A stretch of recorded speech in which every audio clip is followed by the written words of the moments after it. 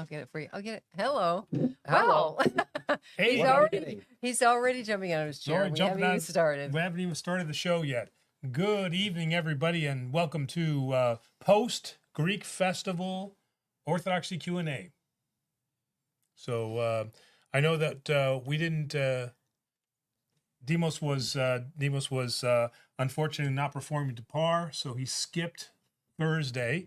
We were going to do it live from the festival, but he decided he didn't want to do that. So so here we are, post festival. I think we were all done by Thursday night. Excuse me while I acquaint myself with the bus that's about to hit me. Thank you. Okay, right, Yes, right. Yes, thanks. No, great festival, 4 days, beautiful weather, lovely crowd. I think, and according to the email that I sent out this morning, it was 12% over last year. So preliminary numbers, 12%. Preliminary numbers, 12%. So that's great. Well, it was wonderful weather. I think all of Rochester came out. All of Rochester came out. Oh yeah. It was just absolutely gorgeous. What you see on the table here is one of the things that was being sold at the Bagalico, which is like the market, are these specialty balsamic vinegars. One of our parishioners actually does this, so I bought a couple, and this one is... Well, it's not really balsamic. It's a vinegar. It says white balsamic vinegar. It does? Yeah, white balsamic you vinegar. are correct. Okay. But he infuses them with different flavors. This one in particular was mango habanero, which I love, spicy. So, and these are, not only are they made in the USA, they're actually made locally. He blends these himself. Oh, they're made here? Yeah, they're made here. He makes them himself. One of our parishioners, and this one is raspberry jalapeno. So I think when we get our marketplace up and running, I think I'm going to put these. On here. But we'll see. We'll see if we can accommodate. Oh yeah. So very tasty, and it got a nice spice to it. So I really like that. All right. Subject matter. Yes, I'm bringing it up right now. The subject matter is there was an incident at one of the local stores, and again, not just because this is local, because this is happening everywhere, but employees, unfortunately, because of different policies, are getting relieved of their position. Meaning, I guess that's a nice way of saying that they're getting fired. Yes. And how is that connected to Orthodoxy Q&A? I just wanted to open it up because, we are now going to be entering into a time that we as Christians are going to have to stand up for those things that we believe in. And those things that we believe in, as history has shown us, are many times at odds with what society thinks is what is right. As Christians, we are anchored in a truth. We're anchored in a living truth. And we have to remember that we cannot be or should not be party to those things that are antithetical to who we are as Orthodox Christians, but certainly as Christians. And so some of these, like this particular event, this local event here, where we, from a Christian perspective, it was a wrongful termination because he was trying to protect a fellow employee and then was fired for his for protecting that employee. It's just indicative that we are going to face situations where we need to stand for our Christian values. We didn't actually. He wasn't fired for protecting the employee. He in protecting the employee. In coming to her aid, he broke policy, which had to do with, we don't have to give all the details, but it had to do with retail theft, which used to be called shoplifting. And in New York, you cannot call the police. And this shoplifter Well, I mean, not you can't call the police. They're No, you store can't call the police. You don't call the store policy is you do not store call the policy, right? police. And this shoplifter it wasn't just that he shoplifted, he hit the employee. And because she moved, it was less of a punch, but he still hit her. And all this person did was follow that shoplifter out of the store to keep an eye on where he went so that when the police came, they would be able to apprehend him. But the guy got away and the police never did apprehend him, and he was fired because he called the police. So yeah. Again, the point is not just this particular situation, but just, we are facing situations where, as the early Christians did, we are going to be called on account for what we believe in. And so we're going to have to start putting our money where our mouth is. yes. Well, it's also because of certain values today. The way that in certain ideologies, the way it's viewed is that the shoplifter is the real victim of society, and that's what's causing them to do what they're doing. It's kind of like this inversion of the way that we were brought up, at least the way I was Yes, brought up. right. So that was a thought for the day. All right. Do we have any questions? Quite a few. Yes, we do. Are you ready? Yes, but they can only be questions about our Greek festival.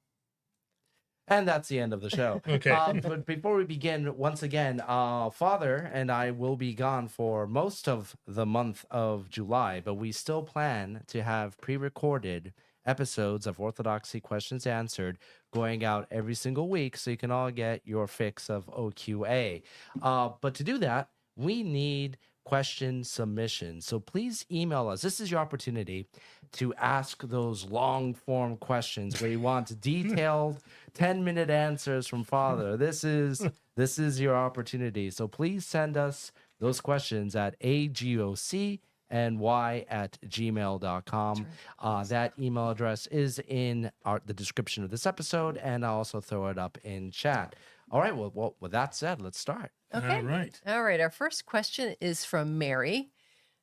Father, how can we help make sense of young adults taking their own lives? What can we do for the parents who are experiencing this reality? And just, I'm just going to jump right in. If you use the word that begins with S to describe what that is, YouTube comes down on the channel hard. Yes. So that's why if you've gone to certain channels where they say they self-terminate or something like that, that's Unaliving. which I hate. I hate that term. But once again, I'm just going to throw it out there because if we mention that word at the beginning of the episode, we will have a problem. Yep. Okay. Yes. No, this is a very, very serious problem, and it stems from.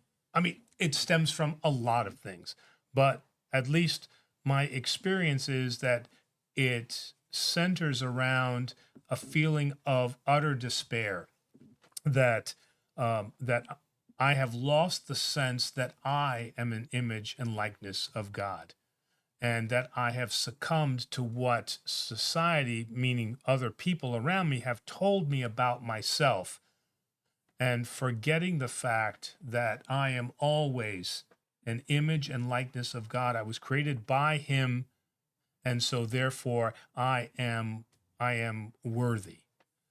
And each one of us has been brought here for a particular purpose.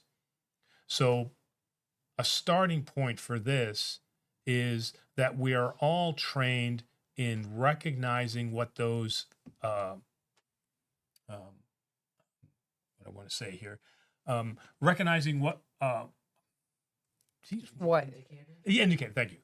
Recognizing what those indicators are, because in most cases that I've seen, the person is always described as, oh, they were always happy, and I always saw them participating, and they were great, and but they never really came out and joined us for things, but they always seemed happy. So they're very good at disguising that. But when people are not part of a community and they've isolated themselves, that's the first step down that very dangerous path.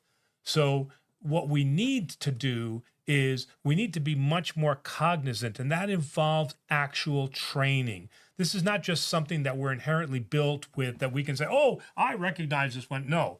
So all of us, priests, lay people, whoever we are, we need to be trained to see what those indicators are. A lot of times I've seen this when I go to camp. I've had a lot of young people, whether it's the Rose City camp in Michigan or whether St. Timothy's camp here, where I've been able to notice certain kids that kind of like stay by themselves. And so I kind of reach out and say, hey, how are you doing? And then they open up, and I find out that, that they are harboring those, or at least have considered those thoughts. And so at least I can be there to intervene. I'm not a trained guidance counselor, but we all should be trained in what those indicators are.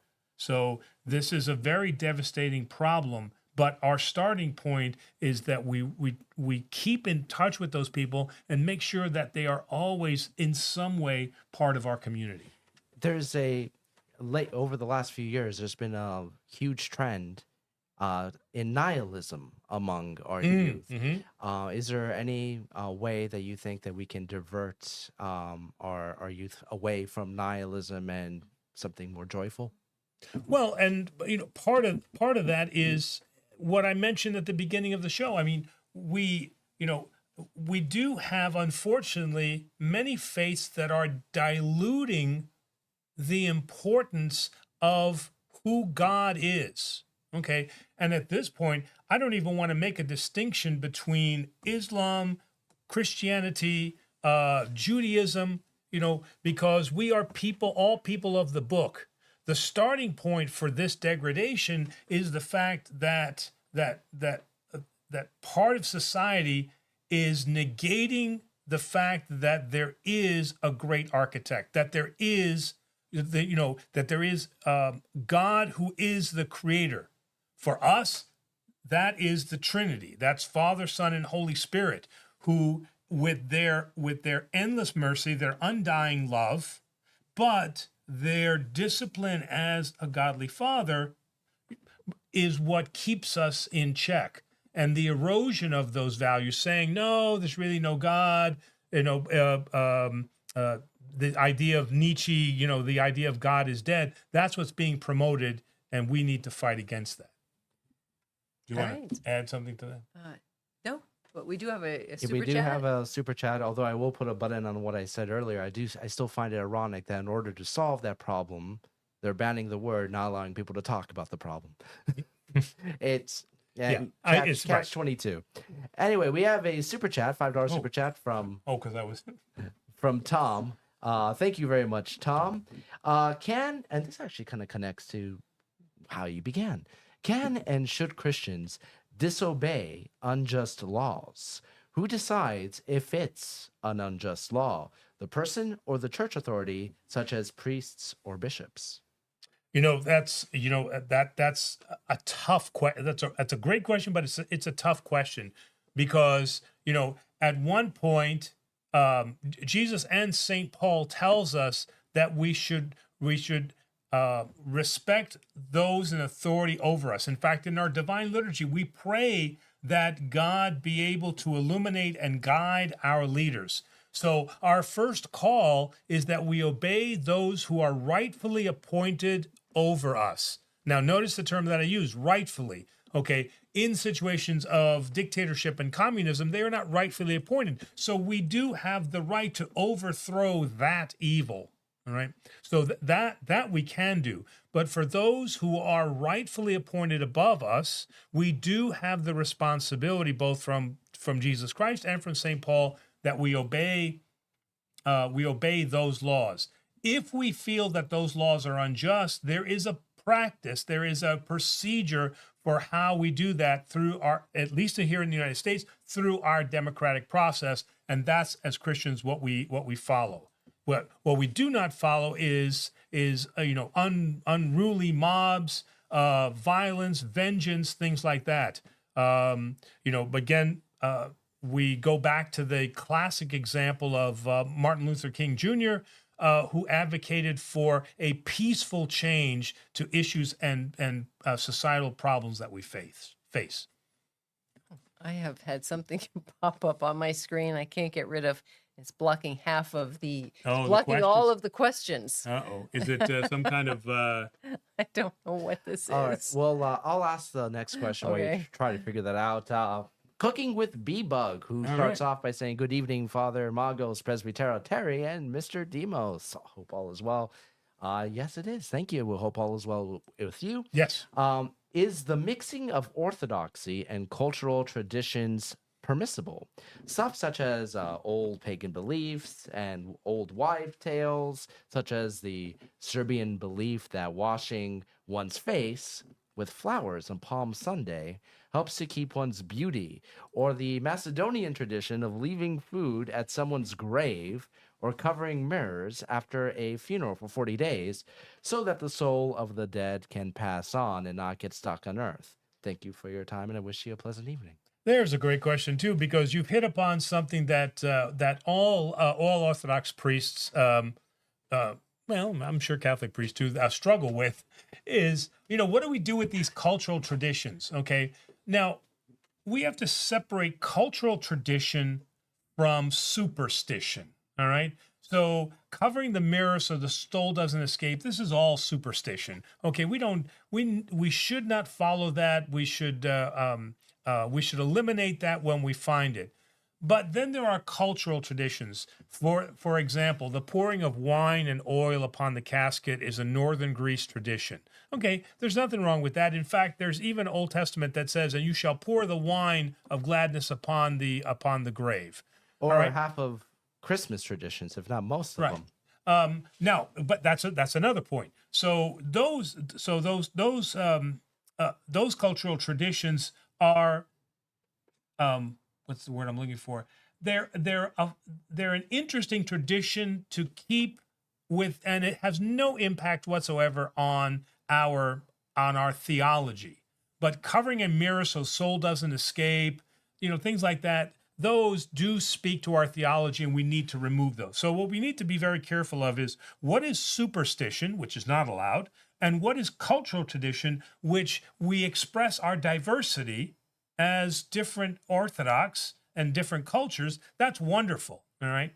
Now, what you're talking about, this question just reminded me of how Christmas, Christmas took on a lot of pagan traditions. So in that case, this is another case where what we have done is we have taken a pagan tradition and we have shown it in its fullness as what it is in terms of a Christian tradition. So yes. For example, Christmas, all right? Christmas was being celebrated as a pagan holiday long before Jesus Christ walked on earth. But, and he was not born on Christmas, okay? But what we've done is we have... Oh, no, he was born Christmas. He wasn't born December 25th. The traditions of Christmas are being celebrated by other holidays such as Yule and yes, so forth. Okay. Is what you mean, not Christmas. Okay, Yes. Okay, yes. Christmas. Christ kind of is in that title. It is in the title. Yes, that's true. So the pagan traditions, right? So and even the idea of the Easter time, and the symbology of the egg and the rites of spring and all that. So what we have done as Christians throughout history is we have just taken over those holidays and we have shown the fullness. We haven't copied them in any way, but what we have done is we've shown the fullness of what those actually mean. Remember, there is a partial truth in most everything. All right. Even in paganism, there's a partial truth. It's not the fullness of the truth. And what Christianity does is show where that fullness exists.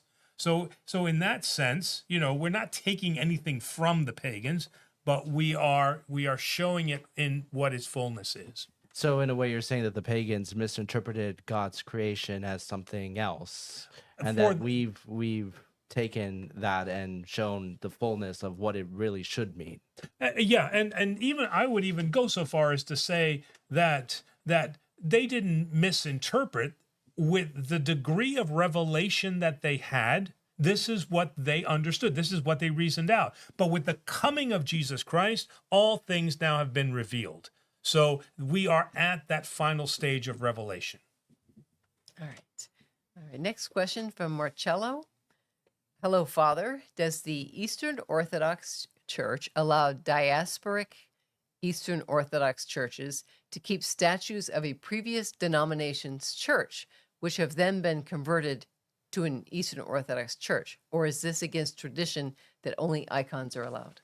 Now, there's an interesting point, because I think in the last show, and if you remember Svetlana, who came and actually was on the show with us, she actually responded back, and she says, I heard the statement about that, Orthodoxy doesn't necessarily have statues. And she sent me an email with several pictures of churches in St. Petersburg that actually do have statues. Oh. So statues in Orthodoxy is not unknown. So so one of our listeners helped educate me on that fact. So any representations of Trinitarian ideas, Jesus Christ, the Holy Spirit, God the Father, we have to be careful with how we represent, but those also can be represented in statue form. There's nothing heretical about that. It's just it's not typically our Greek Orthodox tradition. But as one of our listeners, Svetlana, showed me, is yes, that is other Orthodox traditions. So yes, those can be maintained as long as they're not heretical. Do you think maybe the statues came about because Italy has an abundance of marble? And they thought, we have all this marble, let's carve something out of it. Well, yes, or I shouldn't say it like that. That didn't come out right. But let's decorate our churches with the marble. And what would you do other than statues? Well, the reason that I'm not necessarily putting too much credence in that is because the Greeks are famous for statues, and there's Greek marble is very famous. It's not quite Italian marble, but pagan. Maybe the Orthodox Church was trying to keep away from the pagan statues. statues. Okay, I see what you're saying. Yes, okay, right. I got to scoot up. Sorry. Yeah. Okay. You've crowded me out here. Which is where the Catholic Church was using that marble to make Christian statues. Right. We were trying to get away. I don't know. That'd be an interesting thing to look up, find the answer to. All right. John Deere says, "Hello, Father. Sorry for a long question this time." Does this mean a long answer? I saw some very demented people and how big of a burden they create on their relatives, usually their spouses or children. I had some relatives with heavy instances of mental illness too, and I would hate to become such a burden. I know that the unaliving is a no in Christianity, but what if you ask someone to help you finish your journey quickly? Well, as I mentioned before, what they have lost is the understanding and appreciation that they are the image and likeness of God. They have been created by God for a purpose, okay? And so that purpose was not to take their own life. That was not their purpose, all right? So that's where our discussion has to begin, because there's a reason, some societal pressure that has been put on them such that they have lost that sense of worth. And we need to restore that, all right? So the answer is we can never assist them in any way for them to end their life, all right? But that discussion has to be, and sometimes those discussions are long, sometimes those discussions are beyond what we are capable of, but those discussions have to begin with a sense of worth. They have forgotten who they are, and we have to restore that in them. Well, there's different reasons for it, not just that they've lost their sense. There's never only one reason why that happens. Okay, but we do need to be there, for them and help restore what they've lost. Right. If such a situation, he mentions the word burden. So if it becomes difficult for a family to be able to take care of the individual, what can the church do to help? So now the church is, and again, seminary stresses this very much. The church is triage. what we can provide is spiritual help and guidance, but we are not trained counselors. So the church's mission is, one, to conduct triage, to be there and to help the family, help that individual understand how dangerous their situation is, and lead them to a professional who is trained to provide the help that they need. Okay. All right. From 49K, according to the Orthodox Church, what is God? Don't we have a video on that? We do, and it's actually one of my favorite videos. It's a virtual Orthodox Orthodox Sunday school video, but we designed those videos so they are appealing to adults as well, where we actually take a look at who or what is God, and also apply some of the different definitions that people have used to answer that question, and then we talk about the Orthodox perspective on those ideas. But I think that this question is not so much help me explain God. It sounds like it's more of a question of, so what is God? All right. Isn't that the title of a book? Don't you have a book called What is God? Who is God? Something like that. I'm sure there must be I several thought you had books. one, something like there that. There is. And I guess where I want to start this is any discussion that tries to enter into proof of God is going to fail, because it is a reasoning exercise, and that can't be reasoned out. It can only be experienced. Okay. There are many people, many of whom I've met and others that I've read about, who were not believing in God, but there was an experience that transformed them. None of them came to the realization through pure reason alone that God exists. Not the Holy Fathers, not the saints of the church, not the people that I've encountered during my priesthood. They've all had a personal experience that has shown them that God exists. So to try to answer a question and say, well, here is who God is, lacks the understanding of who we are as Orthodox, because it is experiential. And in fact, that is really the whole premise of most of St. Gregory of Palamas's writings, about that the experience is how we recognize God and how God becomes part of us, rather than Barlaam looking for a reason-endowed understanding of God. I would also add to beware of anybody who comes across and says they know the answer. They know exactly. Very good point. Very good point. Yeah. All right. I'm going to go down to another question. I'll come back to 49K's second question from Cicero Ellipto. Father, I feel so small in the presence of other people in the church. I'm not very wealthy, and the other attendees of the church are mostly wealthy.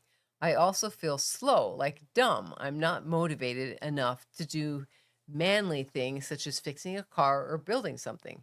I just feel very unmanly, like in the stereotypical male father who can build or fix all. What should I do? Well, one thing I would start is remember, Jesus gave many parables where he talked about the use of our talents. And he was very, very strict on the one who buried his talent, right? Mm-hmm. I mean, he was very, very forceful against that. Each one of us, as St. Paul says, is given a talent, some to do, some to teach, others to sing. So each one of us has a talent. Just because you can't fix things does not make you any less of a man. I have many, many men in my parish who don't know one end of the screwdriver from the other, but they are the people that I would trust with all the money that we have in our checking account, our bank account for that matter. because that's a skill set that they possess. All right. Our personal bank account? Yeah. I mean, people that I know, I would give them our bank We account. need to talk. Okay.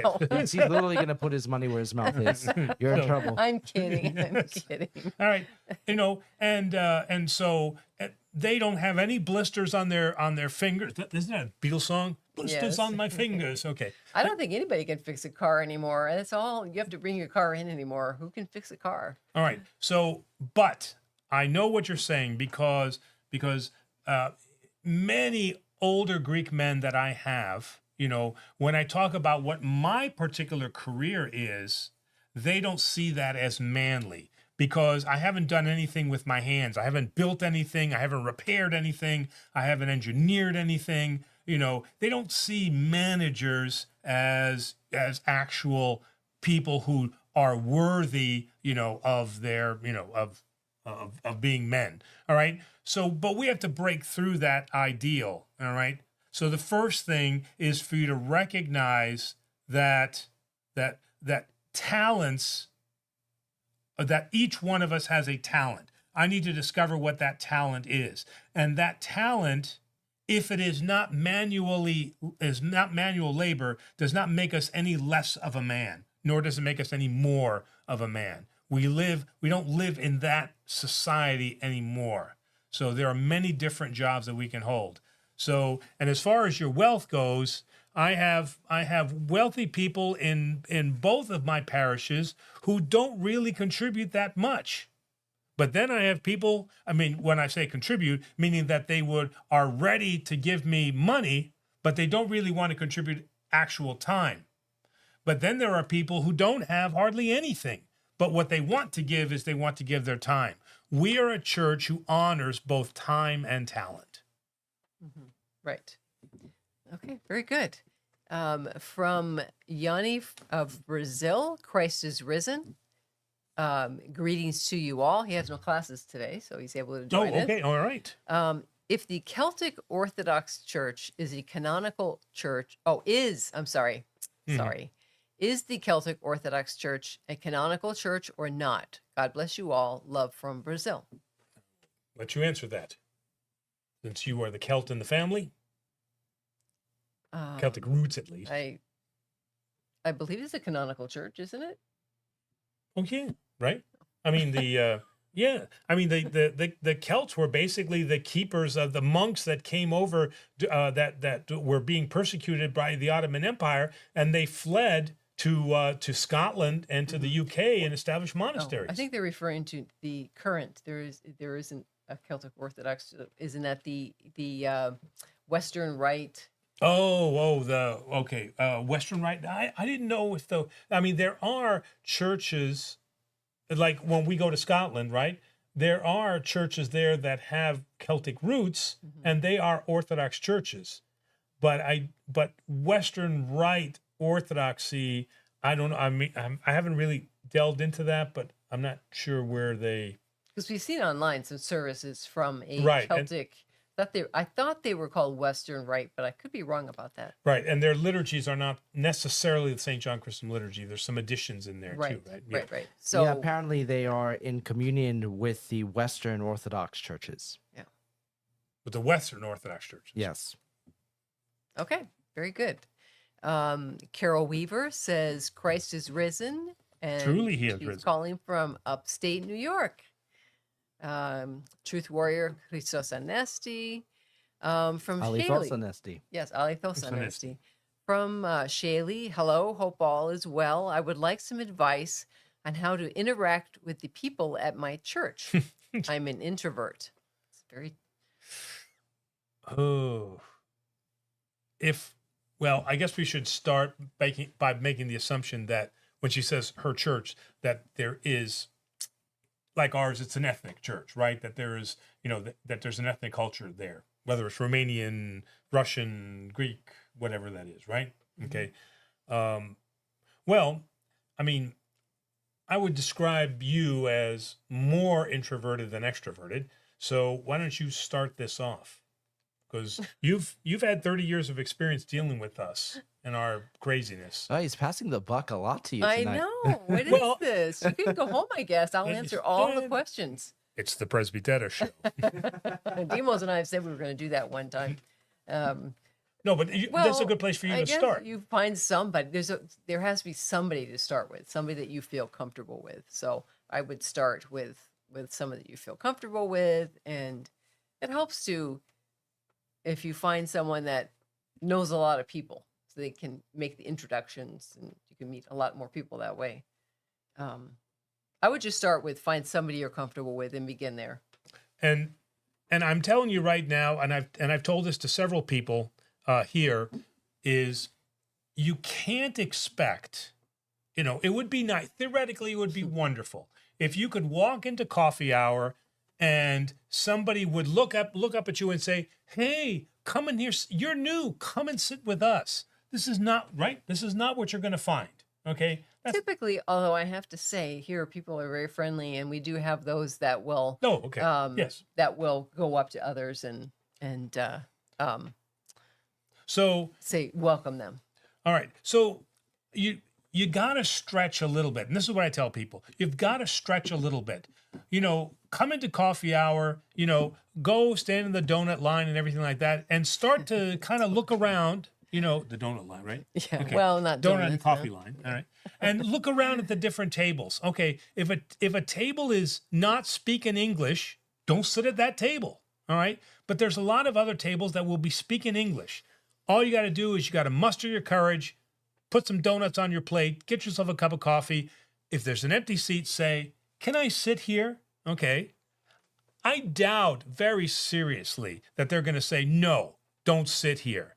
Most people are going to say, "Oh, yes, are you new? Come and sit down." So you do have to make the first overture. But like I said, while you're getting the donut or whatever you're getting, kind of scan the room and kind of pick a table where, you hear them saying something. It sounds like an interesting conversation, something you may be able to participate in. Take your tray. I sound like I'm in high school now. Take your tray. Okay. And then just say, "May I sit here?" And you'll be surprised at how welcoming they are once you make that introduction. Because they're not thinking about it. They're so used to being with the people they know in the groups that it's not that they're ignoring anybody else. Right. They just have habits. And they just don't think about it. The other thing is help clean up after coffee hour. Oh, yeah, Well, that'd be a big way in, because they are always looking for help. And if you help with the, you could also ask to help during coffee hour, and they may or may not say yes, but I'm telling you to help clean up afterwards. Yeah, right. I think if you're just starting off, asking them, "Can I help set up coffee hour?" is probably a little bit more difficult. But after things are over, if you go up to them and say, "Hey, can I help clean up?" Oh, yeah. Like Terry said, you're going to make big points.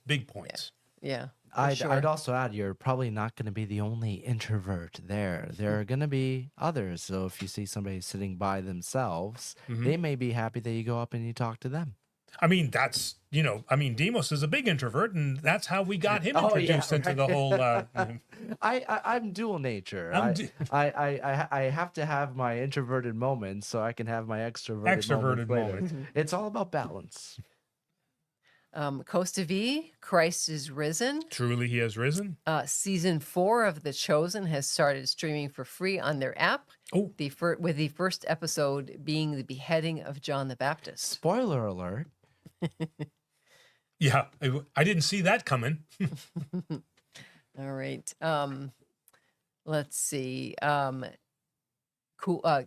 Carol Weaver says, glad the festival was above last year's attendance. I love balsamic vinegar. This has a twist. Yeah. Yes. Next week, we will probably be celebrating our 16,000 subscribers, where we're very, very close. So maybe we can do a giveaway with the balsamic vinegar. Because he's got another 10 flavors. This is just 2 that I just happen to like, but he's got another 10 flavors. He's local here, right? Yes. Yeah, let's give that. I mean, next week we'll also have a new camera set up. So, all right. Before we jump on, we have a whopping $50 super chat from Olga. Thank you very, very much. And she says, greetings from St. Petersburg on behalf of Svetlana. Oh, I can't talk today. wow. Svetlana. Oh wow! Mhm. All the way from St. Petersburg. Wow. Thank you very much. Thank you very much. And someone wrote back and said that tourism in Russia is like through the roof. Oh, well, that's good news. I mean, I went there many, many years ago, and it's very interesting. So I'd love to go back sometime. Mhm. Yeah. All right. From Cool Intentions, why and how do the reposed saints release a fragrance? Wow. You know, Economia. well, I was just going to say I don't know, but I mean, God needs, not God needs, God needs this. But God gives to us ways that can increase our faith, and miracles help do that. And so I don't know how the fragrance happens, but what the fragrance does and the incorruptibility does is it provides strength for our faith when we are weak.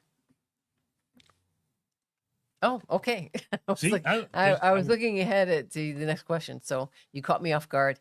Amelia says, "Hey guys." Santa Man One says, "Good evening, Good evening. everybody." Hello.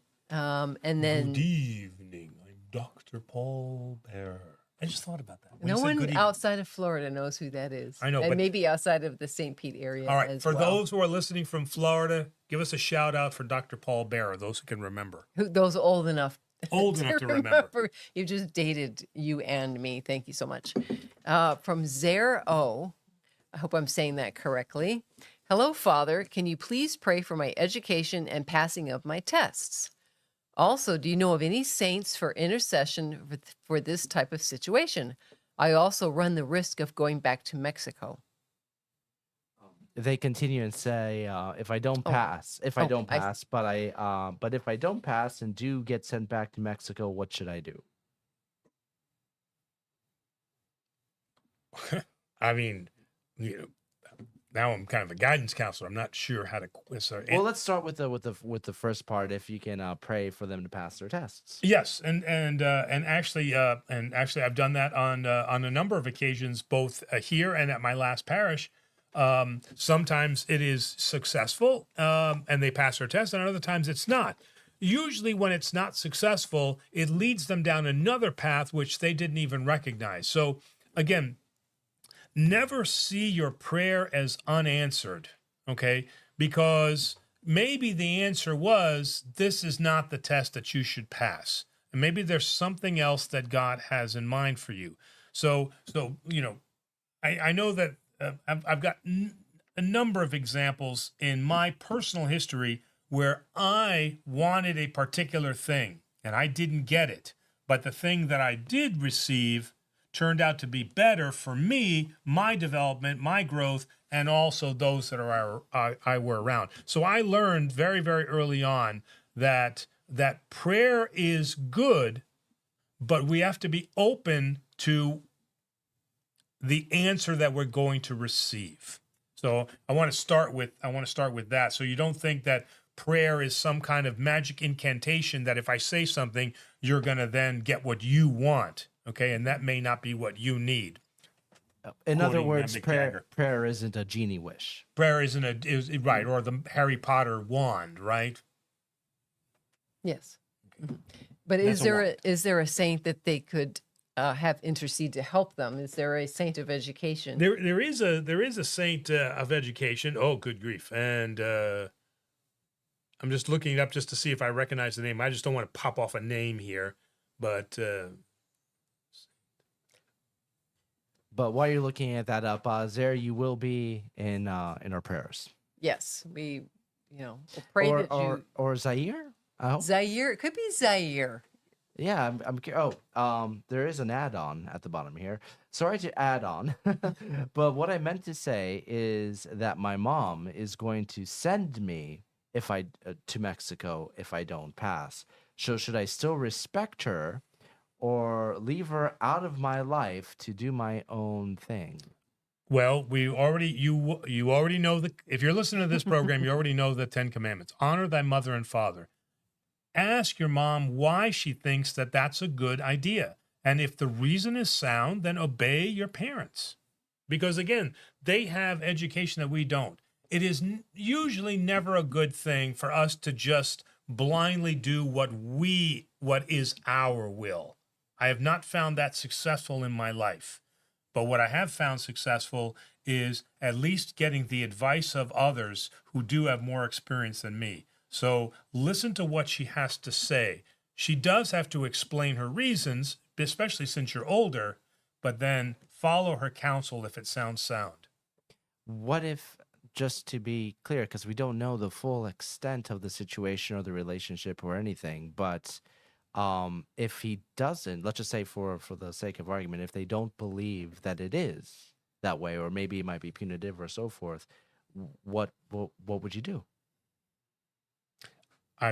Again, every decision has consequences. Whatever we do has consequences. There are, I've got to be honest here. There are times when my father has given me advice and I have chosen not to follow it. Okay. Sometimes it was to my detriment, and other times it was to my advantage. The opening up of the engineering consulting business, right? I asked my father, and he didn't think that was a good idea. I asked your dad, and he thought that was a great idea. Never work for somebody else. Always work for yourself. Okay, so in that case, I weighed the evidence. My father never had any experience opening up his own business. That was not his skill set. So he could only speak from what he knew. Your father, that's the only experience he really ever had. Okay, so he could speak from a point of experience, and he was successful in his own right. So I had two pieces of data, and I followed the data from the person that had experience and success. Does that make my father unintelligent? Of course not. But it just made his decision in the face of your father's decision less appropriate for what I had wanted or what I was looking to do. Wouldn't you say that honoring your father was asking for his advice and taking that under consideration, even if you didn't follow it?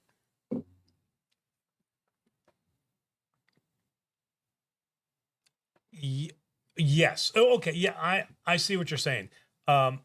It's not like I just opened up the business and asked nobody. I'm going to do whatever I want. No, I went and sought counsel from my father. I went and sought counsel from my father-in-law, and then I weighed that evidence. So yes, honoring your mother and father or honoring your parents is to seek their counsel.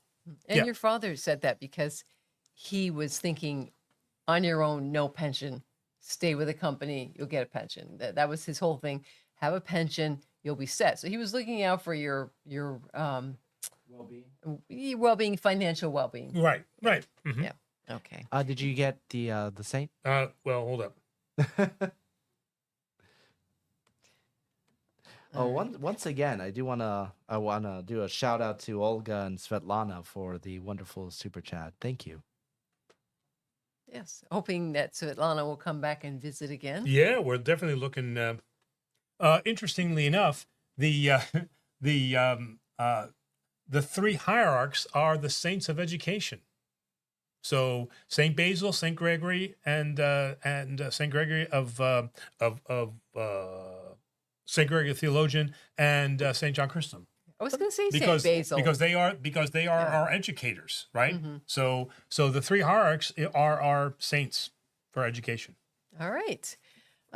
From Jack Hamber, Father, hello. I found 2 Bible verses that look to me that saints are aware of our prayers. Am I on a good way? Revelations 5:8 and Revelation 8, chapter 8, verses 2 through 4. Revelations 5. I have it open to 5.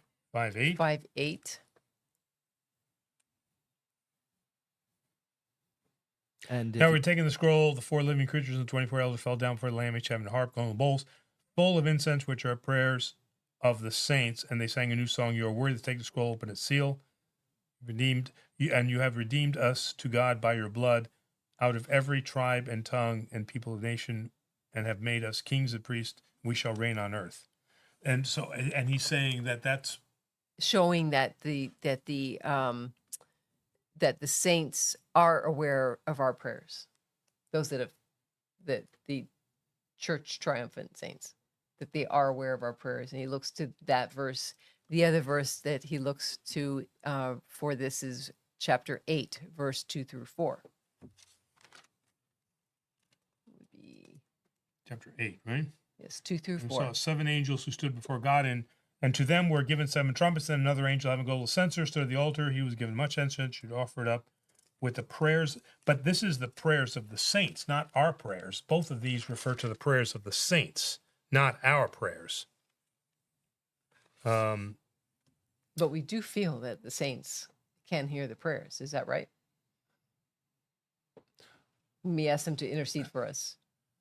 Saint Benedios for lost things. Yes. So yes, and to include obviously the Theotokos, we do believe that they have, that God gives them the ability to intercede. Okay, so yes, I don't know if I would take these exactly as necessarily proof texts of that, because these are saints who are praying for us. They are interceding for us, but not to a specific prayer that we've given them. But given the Orthodox attitude on the Book of Revelation, even if the Book of Revelation straight up said that the saints are aware of our prayers, would the Orthodox Church take that literally? If it came from that book, I mean, there's nothing to say that we wouldn't. Remember, it's not that we don't feel that the Book of Revelation, is a heretical book or an apocryphal book in any way.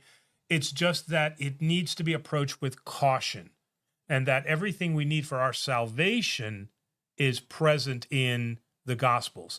Do we need to believe that the saints intercede for us in order for us to be saved? No. Is it good information for us to have? Absolutely. But it is not necessarily salvific for us to believe in that. Okay.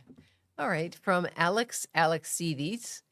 Alex was raised mixed, Orthodox and Catholic, but was not baptized as a kid. Mm-hmm. They tried a Greek Orthodox church, but got trapped when the priest claimed that the Catholic Church is not an apostolic church, and Catholics don't have guardian angels. Only baptized Orthodox have guardian angels.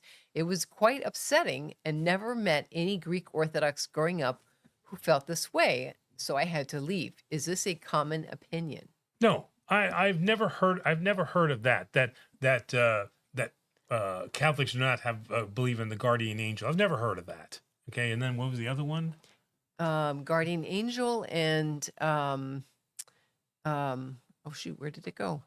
That the Catholic Church is not an apostolic church. How is the Catholic Church not an apostolic church? I mean, they can't. The schism itself tells us that the church was one church, so of course they were apostolic in nature. So, I mean, I don't understand how anybody can say those two things. I just don't get it. All right, so this is not a common opinion. No, it's not a common. All right. he got up, but I don't know why this time. Are you? No, I was just looking for a particular book, but I don't see it. I don't see it right. I don't see it right away. Okay. All right. Keep going. Oh, okay. Next question. Nicholas would like to know if monks ever leave the monastery to take a vacation. No. The idea of vacation is just a foreign what are they taking a vacation from? I mean, they are constantly in contemplation and experience of God. What is there to take a vacation from?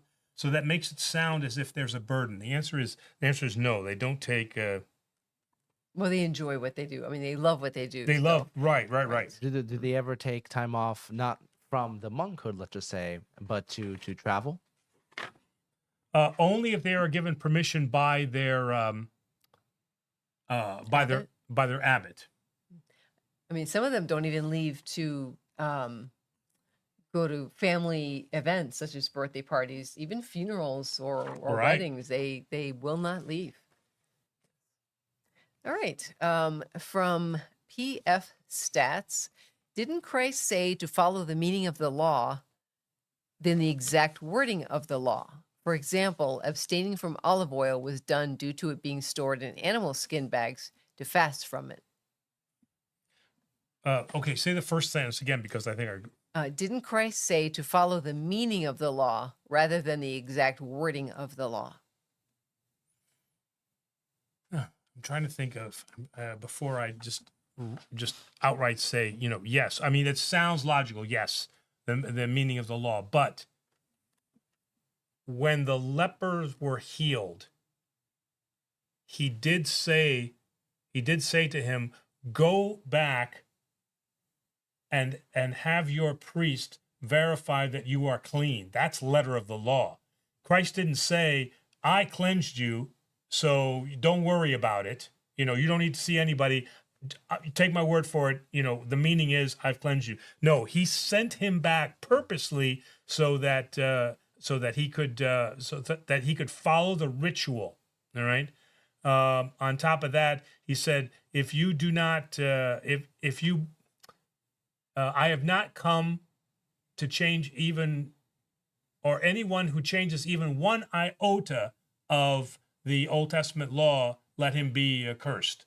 So I don't know if I can agree with that, because there are instances where he did follow the ritual, and in fact, he went to Jerusalem, right? As a good Jew, he could have said, I'm the Son of God. I don't need to go to Jerusalem. I can do whatever I need to do here. So he himself followed certain rituals. He spoke against the abuse of those rituals, but he did not abandon those rituals.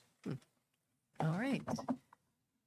From Yanni of Brazil, concerning resistance to unjust laws, did the Greek church, being a state church, oppose the colonel's dictatorship full of unfair and unjust laws? Colonels? He put it in quotations. Yeah, colonels. At first I was trying to think if it was colonials, but it is colonels. Colonel's dictatorship. Was this who? Was that during the Civil War? The Civil War during. That's what I'm thinking. Was it maybe. Metaxa, who was the dictator? That I don't know. Sorry, I'm not. I mean, if what Ioannis is asking, was that civil uprising Christianly justified? The answer is yes, because again, it is an opposition to an evil, to a dictatorship. So that would have been justified. All right. We have congratulations from Diane for a successful Greek festival. Thank you, Diane. And Dimitra is also calling out to Zaire that God will be with him despite the outcome. Yes. No matter the outcome, should I say. And from WS, is the Archbishop correct that anyone that objects to gay marriage is a Nazi anti-Semite? And how does that relate to marriage? Also, isn't it improper to use loaded words like those that he used? Ooh. Okay. And then, and how does that relate to Orthodoxy when priests were against it? Again, it's not the forum of this show to make commentary on our Archbishop. That can only be divisive. So I don't want to make any commentary on that. But the second part of that was is it improper to use loaded words like those that he used? Again, we believe that our bishops are granted the grace of the Holy Spirit. And unless they do something that is clearly heretical and against the Orthodox Church, then there is a reason, guided by the Holy Spirit, for the statements that they have made. If those statements appear to be loaded, then they are using it to make a point about who we are as Christians.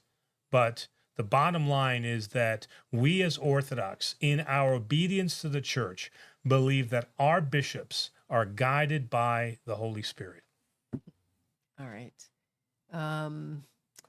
From Henry Bishara, were Adam and Eve real people or just a story of why the world is the way it is? If Adam and Eve were the first humans, are we all their descendants? And what is the view on how that differs from evolution? Okay, so the Orthodox answer is that yes, that our progenitors were Adam and Eve. That's why that icon of the Protia Anastasi, the first resurrection, that wonderfully graces the apse the apse of our church. That's why that's such a beautiful icon, because what it shows is that all mankind has been saved, starting with Adam and Eve, that we in our iconography represent our theology. Our theology is that Jesus Christ went down into Hades, not hell, Hades, and redeemed all of those from the Old Testament, starting with Adam and Eve. So the Orthodox faith is that yes, Adam and Eve do exist. Okay, I say that do because he not resurrected them, but he brought them to salvation. All right, and he has redeemed them. So we start with that. The second part of the question. What is the view on how that differs from evolution? Okay, so as we have said also on this church, the Orthodox Church does not debate the science of evolution post, does not dispute the idea of evolution, but it disputes the idea of that evolution is how mankind came about. Mankind is a distinct species among themselves, created by God for a unique and specific purpose to be made in his image and likeness. His image and likeness is not an amoeba, okay? It's not a fish, all right? So from that standpoint, each one of the classes of species has been created by God and are independent. However, once those species are created, we have seen evolution occur within each one of those species. Frogs develop certain traits. Other animals develop traits. Even we as human beings have evolved over time to suit our particular environment. So the Orthodox Church doesn't argue that. But what they do argue is the idea that everything came from a protozoa or an amoeba or something like that. We've certainly gotten taller over time, so we can better play basketball. Yes, well, that's right. Love World Music says Christ is risen. Truly, he has risen. And Greek 70s asks, is free will an illusion, or is it partial free will, not complete free will? No. It is complete, is in complete free will. Nothing impedes our free will. And that is God's self-limiting of himself to not impede. Jesus Christ, as a lovely icon again, Jesus Christ standing at the door, but not opening the door because that's something that we need to do. We need to be the engine of our salvation. All right, and we have some feedback. Mr. Dos Santos says that the current Celtic Orthodox Church uses a proper liturgical book, the Sto Missal, if I'm pronouncing that correctly, Missal, and adopt the Roman calendar. Thus his doubt. And Nikki Chamberlain has a suggestion for Shaylee, saying, "How about joining a organization such as Philoptos?" Oh, that's a good. Yeah, very yeah, good. that's a great, excellent suggestion. Excellent suggestion. And then Santa Man One corrected. I had said, was it Western Rite? And they say that the Western Rite is the Antiochian Church in America. So there we go. Oh, okay. I knew there was something. Okay. I wasn't quite sure if I was right on that. And so, yes.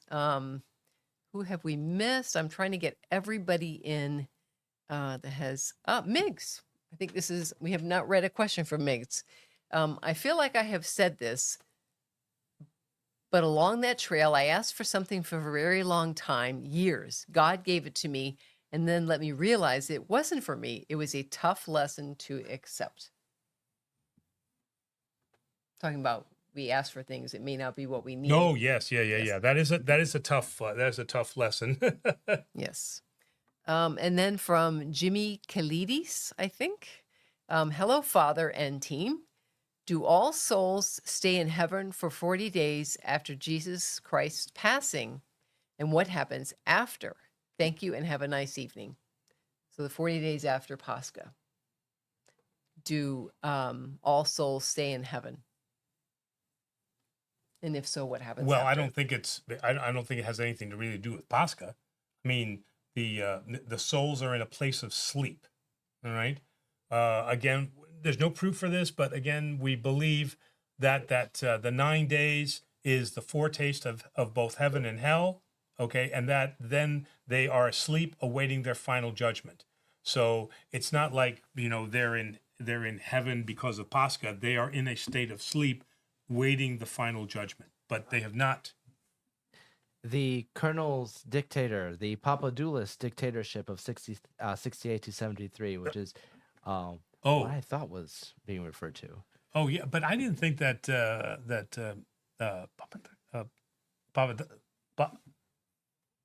I didn't think that he was a dictator. That was during the Huda. The junta. The army, that took over was that. But I'm not too familiar to speak more. Papadopoulos. That name is familiar to me.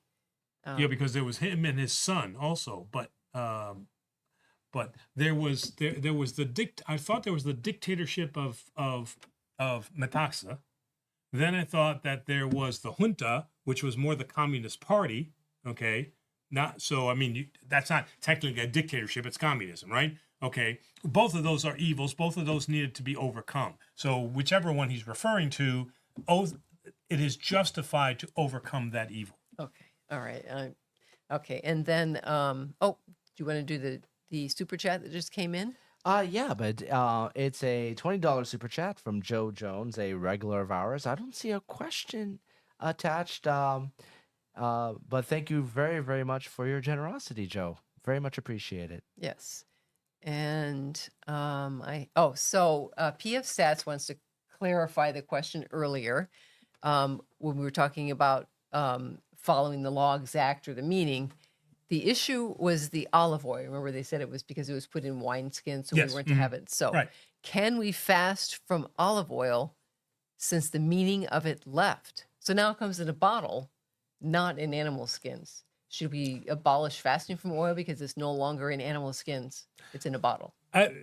Okay, but yes, I understand that's one of the reasons. But what I learned in seminary that St. Basil's teaching was to avoid those things that were highly expensive. Okay, and olive oil, because of its hand-pressed nature, made it very expensive. And what he said, St. Basil said, is fast from those things, and the money that you save, use that to help the poor. Right? Remember, Lent is about fasting, prayer, and giving charity, alms. Okay, so we're always lopsided in that. We're always thinking about fasting. Okay, it's not just about the wineskins, but it's about the fact that we're supposed to be practicing all three, and alms is one of those three. So should we fast from those things that are expensive? Right now, olive oil is. Yeah, but so are avocados. I mean, do we fast from avocados? We fast, So what I'm saying is that when we fast, we should be avoiding those things that are unnecessarily expensive, that are, premium items when we could live with something else. Okay. So I would take the same thing for lobsters. Okay. If we're going to have a lobster dinner, is lobster allowed during fasting? Yes, it's shellfish. Okay. But I could have shrimp that I buy a bag of shrimp for $20. I buy 3 lobsters and it costs me $50. Okay. More than that, probably. More than that, right? Okay, so what's the right thing to do? Buy the bag of shrimp for $20 and have a good meal, or buy the $50 worth of lobster, right, and still have a good meal, rather than take that $30 differential and give that to the poor, which is the essence of what we're trying to do. And let's not get caught up in, what food should I fast with and become legalistic. So in that sense, I agree. Oh, by the way, so because I did want to answer the question. All right. Catechism of the Catholic Church, Part 1, Profession of Faith. Okay. Paragraph 5.1, angels. Okay. And in her liturgy, this is the Catholic Church speaking. In her liturgy, the Church joins with the angels to adore the thrice holy God and invokes their assistance. Okay. And in the cherubic hymn, she celebrates the memory of certain angels, specifically Saint Michael, Saint Gabriel, Saint Raphael, and the guardian angels. Beside each believer stands an angel as a protector and a shepherd, leading him to life. Sounds like a guardian angel to me, according to the Catechism of the Catholic Church. So, all right. Okay. From Joe Jones, is there a certain age that children start making confessions like the Roman Catholics? no, there's no particular age. Again, in the Orthodox Church, we're a little bit more free form. So many times in all three of the churches that I've been part of, I will start with very young children, okay, but I'm not going to have them go to confession when they're like 5 and 6 years old. We talk about, what is sin, help try to define it. Do we do bad things? Why shouldn't we do bad things? We start with that discussion. And then as they move into junior high school and in high school age, we then develop it into the sacrament of confession, so that by the time they're camp age, they are actually coming to confession. And that's really when we start, let's say, the formal process of confession. Mm-hmm. But I start with the kids, like I said, as early as 5. Okay. Greek. Oh, no, I didn't. Where is? So Marcello asks, do Orthodox believe in the ranks of heaven and the so-called 9 circles of hell, as well as the Sheol being an intermediate state realm for the dead awaiting judgment, similar to the Catholic purgatory? So no, we don't go working backwards. No, we don't believe in the purgatory of the purifying fire. Okay. Now, in St. Mark of Ephesus, Orthodox Church Father does speak about a purification fire. St. Paul alludes to that, but we have not developed it into any type of theology that speaks about a purgatory which now cleanses you of stains and makes you ready now to go into heaven. So the Orthodox Church does not have that. Although they have the idea of a purifying fire, they do not have this developed idea of purgatory. So I just wanted to kind of start with that. But so you're working backwards. So yeah. The next one, 9 circles of hell. Okay, so for this, we probably the best work that is an Orthodox work and is respected by the fathers is Saint Dionysius of the Agrippite. Something like that. I know what you're trying to say, and Saint I don't know how to say it either. who wrote a treatise on the order of angels and the heavenly powers. That is probably the number one treatise that the Orthodox Church has for the description of the ranks and orders of angels. Isn't the 9 circles of hell Dante's Inferno? Yeah. But so it doesn't. So Saint Dionysius does not speak about that. He speaks more about the nine heavenly bodiless powers. And then Greek 70s asks, is there such a thing as complete oblivion for the soul? Because if you read in Revelations, they go into the lake of fire, but that's not oblivion. So on our website, I wrote A treaty? What did I write? An Article? article. Article. I wrote an article. A treaty? It sounds Treaties. treaties. Well, The maybe it was, treaty. Yeah, might have it's been right a next to treaty. the Magna Carta. The Magna Carta. I wrote a treatise. Yes. So I wrote an article about both heaven and about hell, and that the Orthodox Church, through her history, and actually this is pre-schism, so about the three ideas that the Holy Fathers had about hell. One of them was total oblivion, that you're blown out of existence, you don't exist anymore. The Orthodox Church does not subscribe to that idea. You are forever in a place of punishment or a place of love. Oh, all right. From 1137 Jam, what is meant by state of sleep? I've also heard that those who have passed are among us.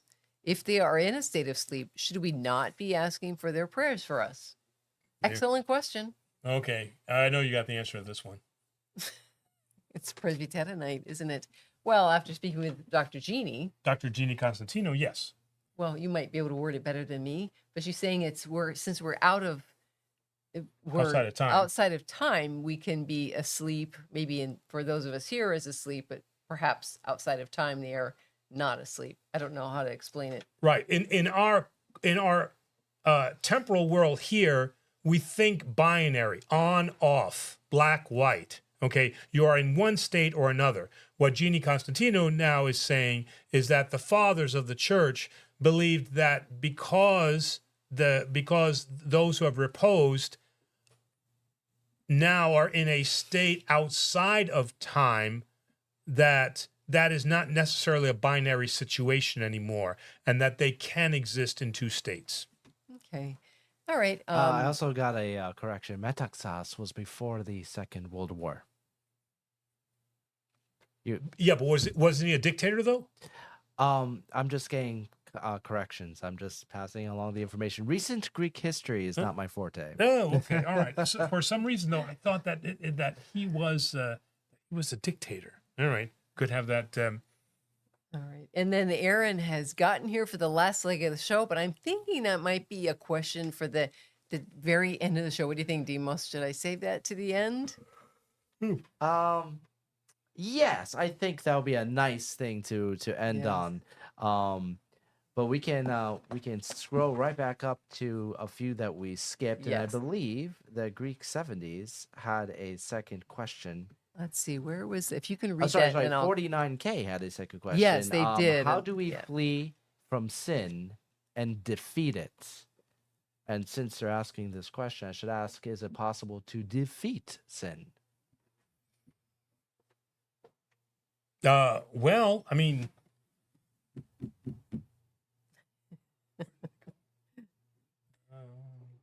again, turning to Saint John Climacus, it is possible to flee from sin. It is not possible to avoid sin. So, according to Saint John Climacus and the other fathers, we are constantly being pursued by sin. So we can't eliminate it, okay, but we can successfully flee from it. The ones who are most successful in that are the monks. This is why St. Anthony and St. John Climacus and St. Basil wrote these treatises on how a monastery is to be established. And it starts with the idea of how we are able to command our flesh representing then those, not only the 7 deadly sins, obviously, but those sins that persecute us. So the only successful ones who have done that are the monks, and even many of the monks are not able to are sometimes succumb to those sins. But there are many of those that we celebrate at the Proscomidi, like Saint Savas, Saint Paisios, Saint Onifrios, those that we celebrate who have been successfully able to flee from sin. But that does not mean that sin does not continue to persecute them. Or pursue them. or pursue them. Carol had a question. Let's see if I can word this so YouTube doesn't get angry. If someone in the family says they want to transition to a different gender, do we shut them out, or do we pray and say, I love you, but not this sin? They know you do not like it. How do you handle it? Well, so the Christian church, Christianity, and certainly Orthodoxy says that this is something that we need to fight against. All right, but the starting point of that fight is always to keep that communication open. It is unchristian to say you are engaging in a behavior which is unchristian, therefore I'm disconnecting myself to you because I can't be around that. That is the inappropriate response. Equally so, the inappropriate response is, I support you in whatever you do, make a decision, okay, when that child is not of a decision-making age. The appropriate thing to do is to stand by what our Christian beliefs are, recognizing that that person has a will of their own. If it is a young child, we as a parent have the right to intervene and say, this is not the correct thing to do at this time, okay? Because I'm your parent and I can make a decision for you. That is going to cause a lot of controversy. That's going to cause a lot of pain, okay? But that's our role as parents. That's, we can't always be the good guy, so to speak. I hate to say this, I hate to prolong this more, but there are states in this country where parents will have their child taken away from them by Child Protective Services if they said that statement that you just said. And that's why I began with this idea of you have to start from a position of communication and love. That's why I'm saying you don't say to them, what you're doing is wrong and you can't do it. That's not the answer, because then what the child will do is they'll go to school and say, I'm doing it anyway, and now you can't stop me. And if you do try to stop me, I'm sending you to jail. Okay? So communication has to be opened up. We've seen a number of YouTube interventions by parents that have little dramas, mini dramas, that have been very successful, where the parent has done it out of love. They've reasoned with the child. They've shown the child what some of the dangers are, and they've helped that child make a better decision. But that starts with communication. Is that missing something?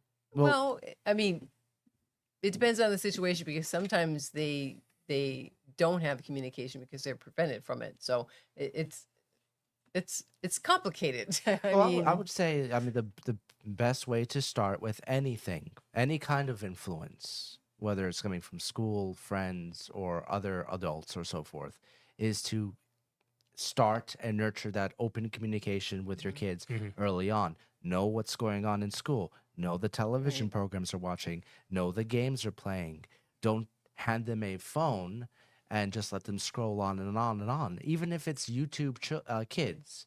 Because if you're, and I can refer to a few years ago, there was it was called Elsa Gate, where YouTube kids, they had programs that were manipulating the YouTube algorithm, and they were showing some videos to kids that were labeled kids videos that were vastly inappropriate and sickening, right? But parents just give the phone to the kid and they think, oh, it's YouTube Kid, I'll just trust it. I don't have to watch what they're watching. Right. So you have to monitor and communicate with your kids. Know what's going on in school. Know what's going on in their lives. Yeah. Yes. All right. Next question is from Nicholas. Why is it not allowed to receive Holy Communion in a Catholic church? Because we're not in communion with the Catholic Church.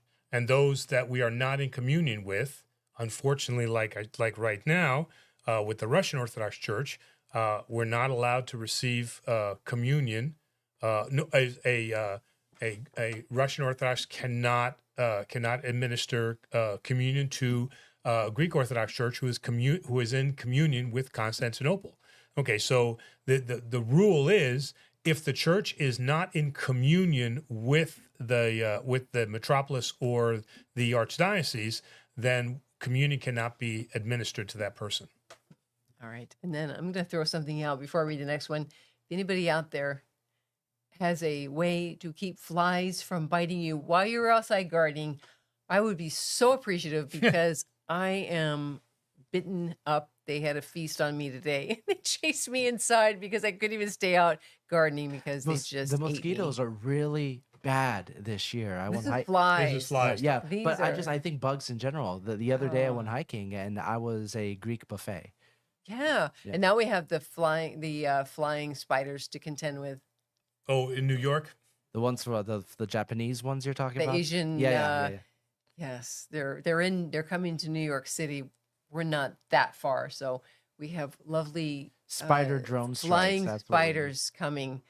Oh, let's see. Next question. Do you know which one, Demos? Have you? Well, we have some new ones. I don't know if we've Oh. read any from King Kobina yet. I don't think so. And That's a new one. I haven't heard that one. it's a great name. But he's made some comments throughout the chat today, including one I very, very much like, but I won't repeat. Can I ask the father, is he worried about the future of the Greek Orthodox Church due to the changing narrative the country is taking? No, in fact, I'm optimistic about our faith, mainly because I see the evidence of it. In my 15 years, I have not seen this level of converts wanting to come to the Orthodox Church for the right reason, because they are what's the word I'm looking for? They are very disappointed in the fact that the churches they've been going to are more interested in entertainment, very light on theology, and have succumbed to whatever the societal norm is. And they're wanting to escape that. They know that God exists. But what they want is the discipline of a Christian church that will tell them this is right and this is wrong, that this is truth and there is no such thing as relative truth. They want that. So I'm very, very optimistic about the Orthodox Church, especially during these times right now because of what I'm seeing. All right. All right. We have a few new questions pouring in. We usually end at 8:30, but if we can just You say that round- every week. I know, but I don't want to. I don't want to turn away our wonderful, We get wonderful another viewers. sip of coffee. So let's speed up through a few, if I may. Sure, Mr. go Chair. right ahead. Carol Weaver says, if you strongly do not want to be cremated, but your family does it anyway, and it is because they have in insurance and maybe lack a little bit, would you feel that pain? Will you not get to heaven? Again, It's a decision your family's making, not one you're making. Again, you are judged on what your will is. If your will was clearly, I want to follow the Orthodox Church and I want to be buried, then that is what you are accountable for. What your parents or what your family or what your husband or wife does has no bearing on that. And PF Stats has another clarification and about the recent Greek history. The dictatorship was not communist in Greek, but anti-communist, which the church sided with. Father is wrong. The dictatorship was about protecting Greece first, which everyone agreed it was better. And now I am inspired to do some research about recent Greek history. I mean, we are based in America, so I can talk about American history till the cows come home, or medieval history, but I should look into and educate myself a little bit more. 1137 Jam is asking for prayers from those who have passed, something we should be doing. I do that every Sunday. I've got a list of a list of my family members who have passed. I've got Presbyteros family members who passed, and they are part of every single proskomidi that I do every single Sunday.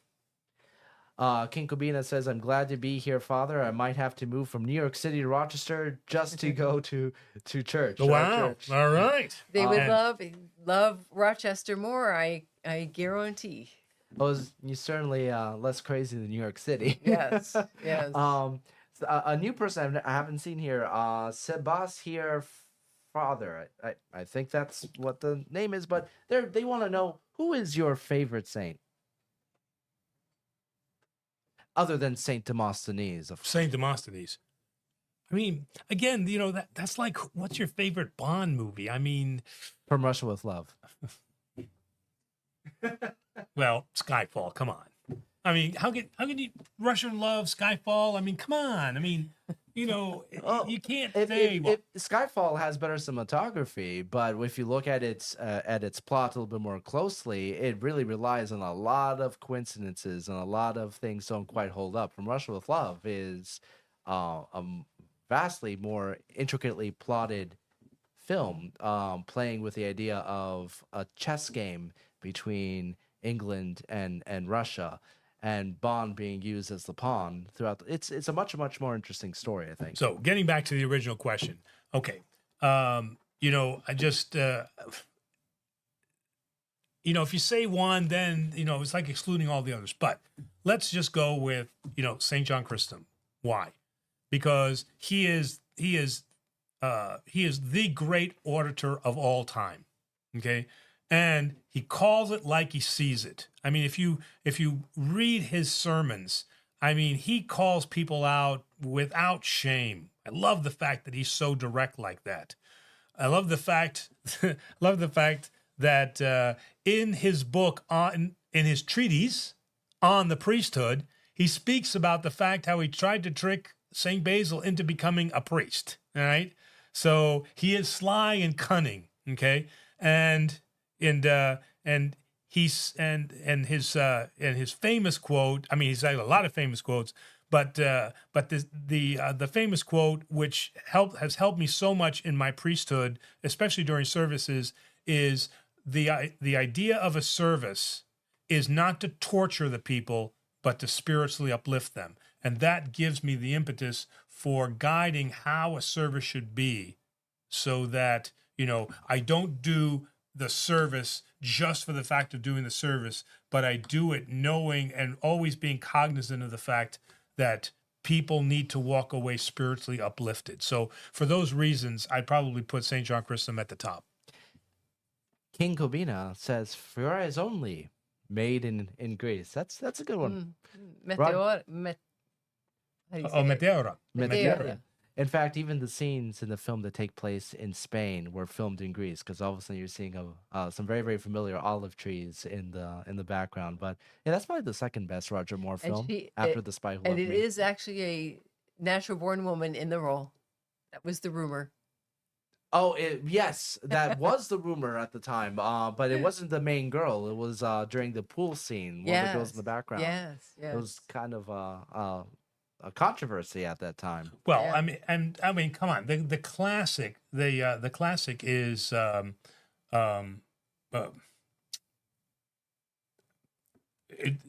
Goldfinger? Fort Knox. Yeah, Goldfinger. Goldfinger. How right. did I guess? Goldfinger. I was confused with Man with a Golden Gun. Okay. Oh, Goldfinger's much better. Yeah, Goldfinger. I mean, that's a classic. I mean, it is classic. Great music, but for some reason, I think that as soon as they get to Kentucky, it just the energy gets sapped out. It's not until they get to Fort Knox that it picks up again. Is that with Jimmy Dean? No, that's Time's Up one? Forever. Okay. That is in my opinion, a contender for one of the worst. Oh, that's Bambi, right? That's Bambi and Thumper. Bambi and Thumper, yeah. Oh, yeah. Thelonious is in at the last minute with a $10 super chat. A very, very important question. Uh-oh. Would you rather have a 300-point IQ or super speed? Oh, super speed, without a doubt. What am I going to do with 300? With 300 IQ? I mean, who am I going to talk to? What?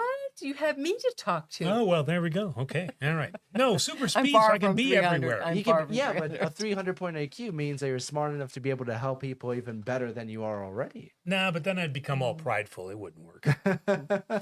Well, I do have to say to Annie Oakley. Annie Oakley came to our festival. Remember? And helped us with the wine tasting Annie Oakley. Wine tasting, yeah. Wonderful. We only have one Annie Oakley here. You got me a plate of food when I was helping. She was such a big help. Oh, such geez. a big Yeah, help. yeah, I don't know how we incredible. would have done it without you, Annie. And yes, please bring your apron next year, like you said, because we're looking forward to having you back. And she had great ideas as well. But Good. it was really, we couldn't have done the wine pairing. It would Without- have gone as well without their help. I think I know now why you want super speed, so you can get through these lightning rounds faster. I think I understand now. Santa Man 1 also has a very important Orthodox related question. Who was greater, Darth Vader or Lord Voldemort? Well, again, just being children of the 70s, it's Darth Vader. In fact, Well, they agree. They say obviously Vader because he ruled a galaxy, and Voldemort couldn't even keep a high school under control. And well, he had some trouble, detecting anything under his own nose because he didn't have one.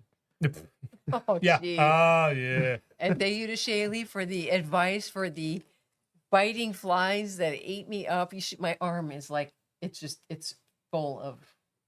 Did she give you good advice, bites. though? Yes. Yeah, and I mean, that's Rebecca right. says get a mosquito-proof clothing from, I'm not gonna pronounce this correctly, Hammaker Schlemmer. Oh, okay. All right. Anything, because it was terrible today. Terrible. Better than, I deal with the flies over ticks any day, especially since here in New York we have the tick that apparently if it bites you, you become allergic to red meat. And as a Greek, I think that's a death sentence. Oh, good Yeah. grief. Oof. Personally speaking. And we do have that question we were going to get back to. I have to find it from, was it, who gave us that question? Was it, oh my goodness, from Aaron. Should we read that one now? We're still getting more and more questions Oh. in. Now, obviously, we can't get to everybody's question. So for some reason we didn't get to your question tonight. Please hang on to it. And we're on every single week, Thursdays at 7 p.m. Eastern time. Once again, next week we will have hopefully, our 16,000 subscriber special with giveaways and maybe a new setup here. All right. Yes. So let's right. finish off with Aaron's question. All And right. once again, thank you to everyone who super chatted as well. All right. So Aaron says, got here at the last leg of the show. My question for the evening, something simple. They all say that. Well, this might actually be maybe. Do you prefer a good bourbon or rye? Oh, rye. Bourbon is still too sweet for my taste, but I love the grassy taste of the rye. I mean, I really like that grassy that taste. So I'm a rye person. You've In had a fact, few bourbons you like. How about the plantation? No, that was rum. Sorry. I think he's bringing it back. Whiskey of the week. He's gonna do a show. Maybe it and should be tell. the tail end, the going out. thanks. Well, Here it is. I kind of like ending our episodes with lighter questions. I'll be honest. That's kind of nice right now. In fact, that's one of my favorites, right there. Oh, And literally, you can't mistake that for being rye Does it say rye? in like the biggest letters ever. Oh yes. Okay. So that's one of my favorite ones there. So Sagamore Spirit. I have to try that. I haven't tried it. All right. Well, on that note, that brings us to the end of today's this week's show. We will be back for our Sunday morning Divine Liturgy and Orthodox live stream, and we'll be back next week. Like I said, hopefully with our 16,000 subscribers special. that's awesome. Awesome. yes. Thank you all for your wonderful questions. Yeah. Yes, thank you so much. It And was again, fun. we wouldn't be anywhere near the 16,000 without everybody's support and help and participation in the show. Yeah. Yes, thank you very much, and we wish everybody a fantastic and good evening. And keep an eye out because tomorrow we might have a festival highlight video coming out from our Iron Chef competition. Oh. Yeah. Okay. All right. Oh, and we've next week is Ascension. So Is it really? the Really? 13th, right? It's been 40 days already. It's so We're gonna have extra live streams next week. so we have an extra live stream next week, and this one of the so saying the Christos Anesti. Not that we can't ever say Christos Anesti again, but typically after the Ascension is when we no longer greet everybody with Christos Anesti, but to say to everybody here Christos Anesti and Christe eri. Gujier of Hae Ereri. Okay. All right. Good night, everyone. Hristos Good Anesti. night.